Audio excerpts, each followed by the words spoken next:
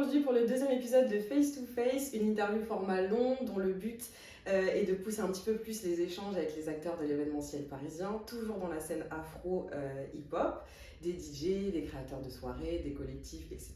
pour savoir ce qui les a amenés là, ce qui les pousse à être actifs dans ce milieu, à créer de nouveaux concepts, etc. Pour ce deuxième épisode, on a l'honneur d'accueillir Chita, qu'on connaît en tant que DJ, notamment pour le collectif Trap Africa, qu'on partage beaucoup sur le compte Turn-Uppers, mais qui a aussi plein d'autres casquettes. Elle est derrière le média Black Square, qui vise à promouvoir la créativité dans la communauté afro-caribéenne, mais aussi Noir Mode, un média qui, comme son nom l'indique, parle de mode blackout, de Afro FC, un projet qui met en lumière les figures noires anciennes et actuelles dans le foot. Bref, une touche à tout. Bienvenue et merci d'avoir répondu présente. Merci de l'invitation. Pour commencer, ça fait combien de temps que tu es dans ce milieu-là, vraiment global, de l'événementiel, peu importe par quel biais tu as commencé? Ça semble un peu bateau comme question, mais encore une fois, dans ce milieu, il n'y a pas de chemin préétabli. Il y a plein de gens qui commencent dans un domaine ou par un métier, et c'est au fur et à mesure de rencontres ou de projets qui évoluent, qui se diversifient. Donc c'est toujours intéressant et inspirant d'avoir le parcours de chacun. Donc voilà, explique-nous. Dans l'événementiel au global, on va dire que j'ai démarré en 2014 parce qu'au tout début, j'étais une bousillée de hip-hop à mort. Donc je n'écoutais majoritairement que ça. Et j'avais même un premier blog qui était plus axé sur même sur la culture streetwear. Donc j'avais un festival qui s'appelait Hypefest. Et l'idée c'était de mettre en lumière les créateurs émergents qui n'avaient pas forcément les gros budgets pour aller dans des salons type Who's Next, etc. En 2015, il y a eu le déclic, c'est là que je crée Black Square, mais toujours dans l'idée de pousser un peu, toujours dans cette idée de pousser les talents émergents. Et de Black Square, j'ai eu envie de mixer. Je ne savais pas mixer du tout. Donc j'avais envie de faire des événements et comme j'avais pas de budget pour payer les DJ, je me suis dit bon, tant qu'à faire autant acheter un petit truc sur une boutique en ligne en seconde main et voir comment je me débrouille avec ça. C'est vraiment en 2016 que je me mets à mixer et c'est vraiment en 2016 que je commence à allier les deux, le côté média et le côté DJ parce que les gens autour de moi m'ont fait comprendre que ça faisait sens d'allier les deux et la suite de mon expérience m'a aussi leur a donné raison pour le coup. Donc c'est un peu comme ça que tout ça a commencé, quoi. Ok, donc au global, si tu disais 2013-2014, ça va bientôt faire 10 ans du coup. C'est ça. Tu as fait 10 ans. Dans ta bio Insta, tu te proclames culture shifter. Est-ce que tu peux nous en dire plus? Qu'est-ce que ça veut dire pour toi et pourquoi tu te proclames comme ça? Ok, je me proclame comme ça parce que j'ai le sentiment et aussi, une fois de plus, c'est pas juste moi qui vais le dire, mais c'est aussi bien sûr, les autres aussi qui valident ce propos, bien sûr. C'est ça. Mais en gros, j'ai été à l'avant-garde de quelques petits mouvements quand même sur Paris parce que quand je prends le cas, par exemple, des soirées Trap Africa, lorsque j'ai commencé les soirées Trap Africa, il n'y avait pas des soirées afro sur Paris comme aujourd'hui. C'est-à-dire que j'avais même pas mal de DJ qui mixaient principalement soirées hip-hop, qui aimaient les musiques afro mais qui n'avaient pas l'opportunité d'en jouer, qui me contactaient pour savoir s'ils pouvaient aussi jouer dans mes soirées. Je me souviens même à l'époque, lorsqu'on approchait des lieux, j'avais contacté 4 ou 5 lignes, il n'y en avait qu'un seul qui m'avait répondu à l'époque. Et le programmateur qui m'avait répondu à l'époque, on travaille encore avec lui. Mais le côté culture shifter, c'est parce que ce soit côté média ou que ce soit côté un peu événementiel, j'essaye toujours d'aller chercher le truc niche et de voir dans quelle mesure le ramener à la masse, mais sans que ça ne perde son essence en fait. C'est pour ça que même dans ma définition de l'afro aujourd'hui, sans prétention, lorsque moi je vais observer un peu les événements afro en général, c'est très bien, il y a la vulgarisation de l'afrobeat, de la mapiano, etc. Mais moi je vais aller un peu plus loin parce que je pars du principe que j'ai grandi avec des musiques type coupé, décalé, ndombolo, etc. Mais c'est des musiques que tu n'entends pas souvent dans les soirées afro, malgré le fait qu'on soit à Paris, malgré le fait qu'il y ait des très grosses diasporas de ces pays-là à Paris. Et du coup, moi, mon propos, mon discours, c'est de proposer une expérience comme si les gens étaient dans leur pays d'origine. Oui, d'aller encore plus loin. Il y a du mieux quand même dans les soirées afro, franchement, en termes de quantité, etc.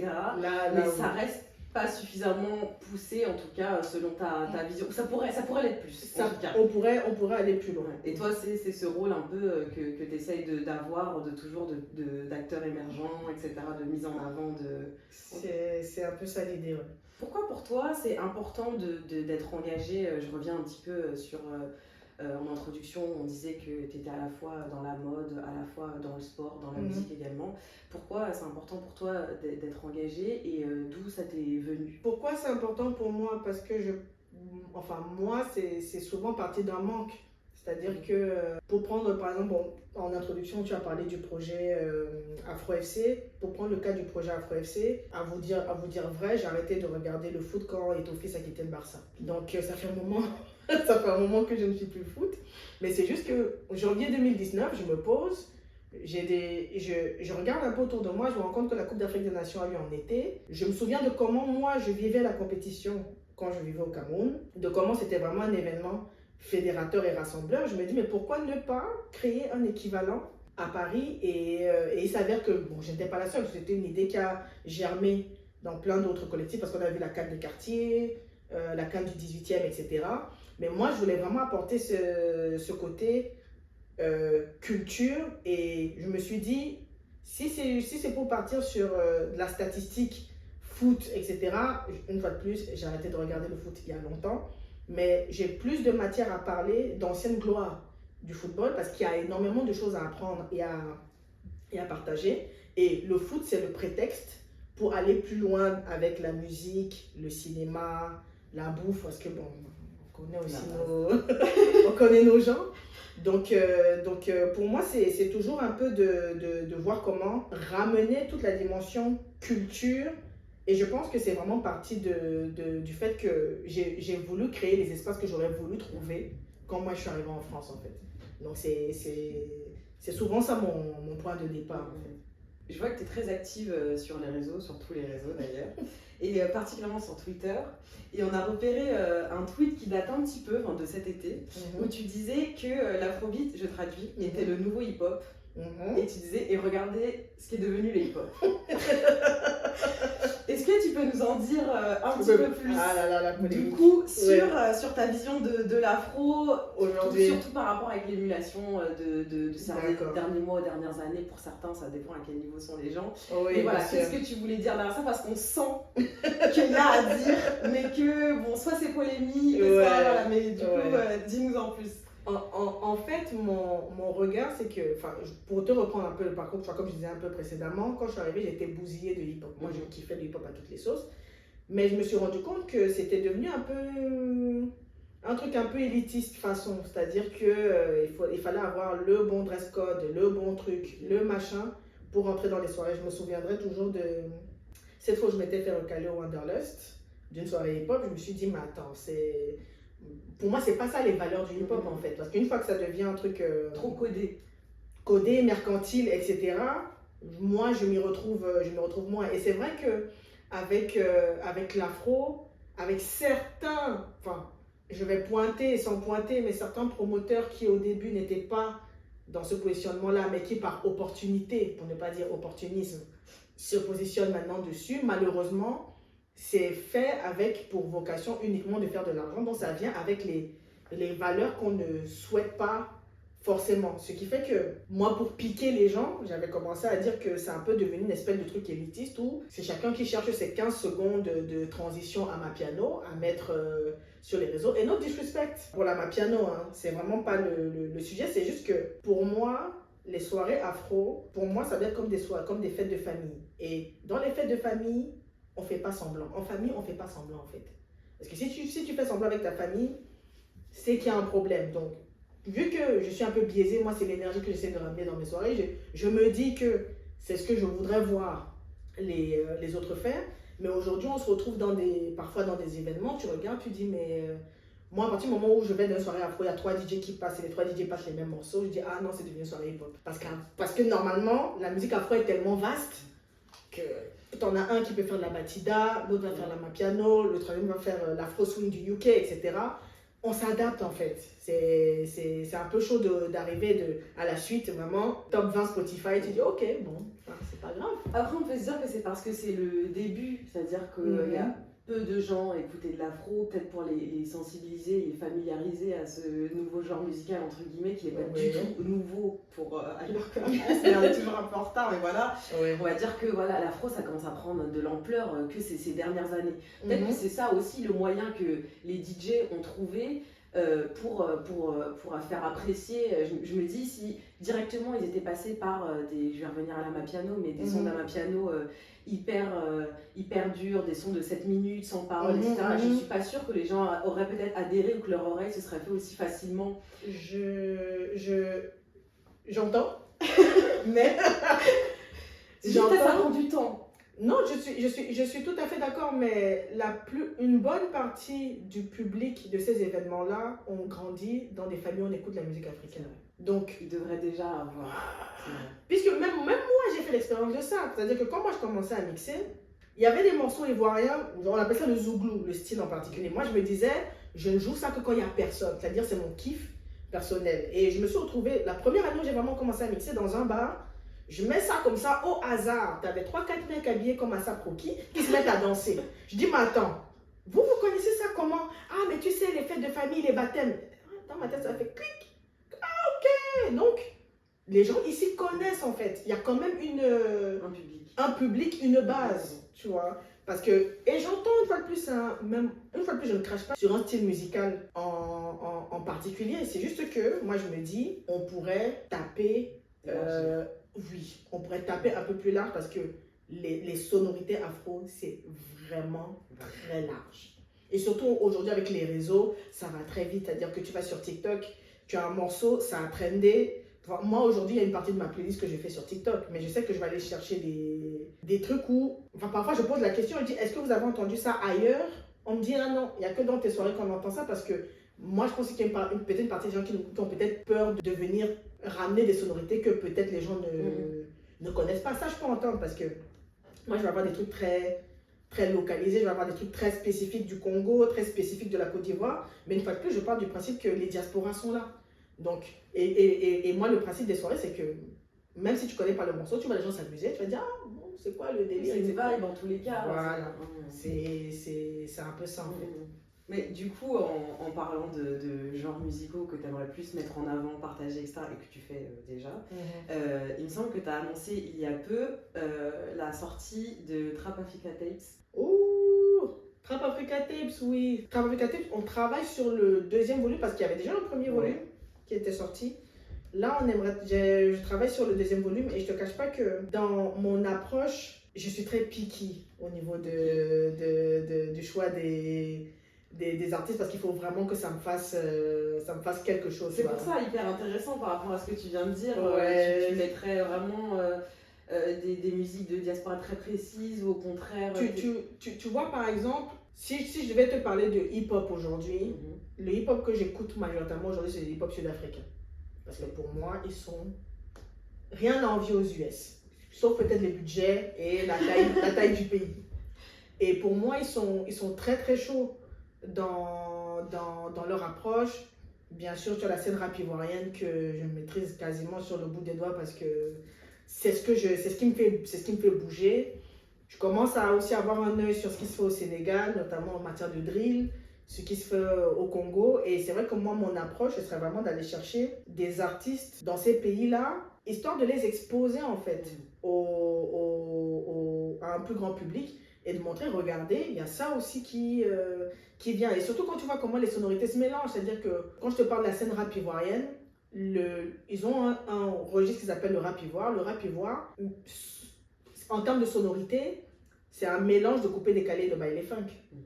Et ils ont pris le baile funk, pourquoi? Parce que le baile funk a failli prendre en France quand les rappeurs ont commencé à l'incorporer un peu dans leurs morceaux. Je pense notamment à Sadek, je pense qu'il y avait aussi Dadju et Aboutal qui avaient fait un truc aussi en mode baile funk. Et comme la scène ivoirienne regarde beaucoup ce qui se passe en France, on dit boum, tchac, tchac, ok, venez, on récupère ça, on met notre coupé décalé et nous on crée notre son avec ça. Et ça va tellement loin que Tu as un artiste ivoirien que j'aime beaucoup qui va faire un Olympia, là, Didi B. Moi, je vais y aller. Hein. Je vais y aller, je vais regarder parce que c'est trop fort en fait. C'est beaucoup trop fort. Et tu vois, des artistes comme Didi B, ça commence à se jouer, mais ça se joue pas encore comme je pense que ça devrait dans les soirées afro par exemple. Tu vois, donc c'est un peu ça. Pour moi, c'est vraiment une histoire de début. J'espère ne pas me tromper. Non, mais... tu marques probablement un point parce que je pense qu'entre-temps, il y a eu le Covid et une fois qu'on est sorti du Covid, il y a beaucoup de gens qui n'allaient pas en soirée avant. Oui, qui ont commencé à aller en soirée après. Mais moi, je pointe surtout les DJ, faites un effort, s'il vous plaît. Oui, c'est vrai qu'ils ont un vrai rôle à jouer là-dedans, dans le fait d'éduquer musicalement le public. Et là-dessus, oui, je te rejoins. Mais il faut aussi, je pense, les comprendre eux. Ils ont pas envie, ils ont envie que leur nom soit gage aussi de ramener des gens. Forcément, malheureusement. Après, moi, je suis têtue. Hein. Je sais que... Alors, moi, je suis il y a les deux visions en tous les cas. Ouais, c'est ça, c'est sûr. Ouais, moi, je suis quelqu'un d'assez têtu sur ça. Et donc, juste pour finir cette question, on pourrait espérer pour quand la sortie de... Ouh, ça, je vais essayer, je dis bien essayer de faire ça avant les JO. Ok. Mais... Premier semestre 2024, pour être large. On espère. On croise les doigts comme ça. Souhaite. Ouais. Tu nous parlais beaucoup d'artistes émergents que tu aimes.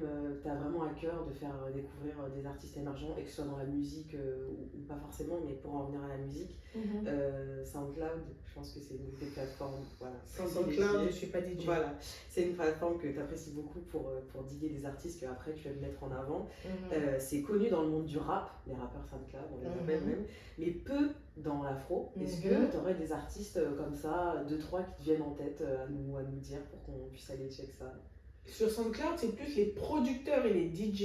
Et s'il y a des noms à vous donner, tous les DJ vont connaître. En tout cas, ceux qui jouent de l'afro, ils vont pas faire du genre, ils vont savoir. Tu as quelqu'un comme Jaro Vandal, un monstre. C'est-à-dire que lui, c'est... Comment expliquer? C'est comme si tu avais...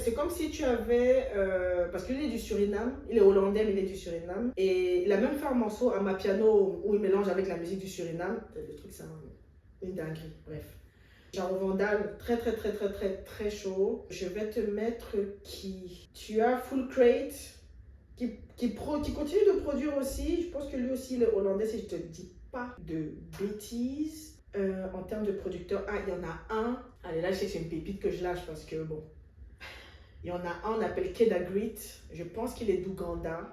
L'afrobeat qu'il produit, il fait majoritairement des instrus, mais rien à redire. Et s'il faut taper aussi côté Caraïbes, il y en a un qu'on appelle KRS. Pour moi, KRS a été à l'avant-garde d'un nouveau son. Un peu dancehall caribéen, un peu électronique façon, mais malheureusement, ça n'a pas pris comme prévu. Mais bon, moi je passe toujours un peu les pépites. Et pour aller au Brésil, il y a un duo qu'on appelle Decaps.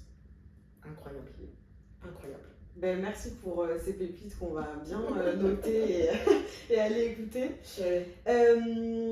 Pour finir, en parlant du coup de DJ et de beatmaker, Combini a fait une liste de 100 femmes qui mériteraient d'apparaître dans le classement des meilleurs DJ du monde par DJ Mag, et tu y es. Félicitations. Merci. Et donc, qu'est-ce qui fait pour toi un bon DJ ou un bon beatmaker? C'est quoi les critères justement, toi qui étais nommé?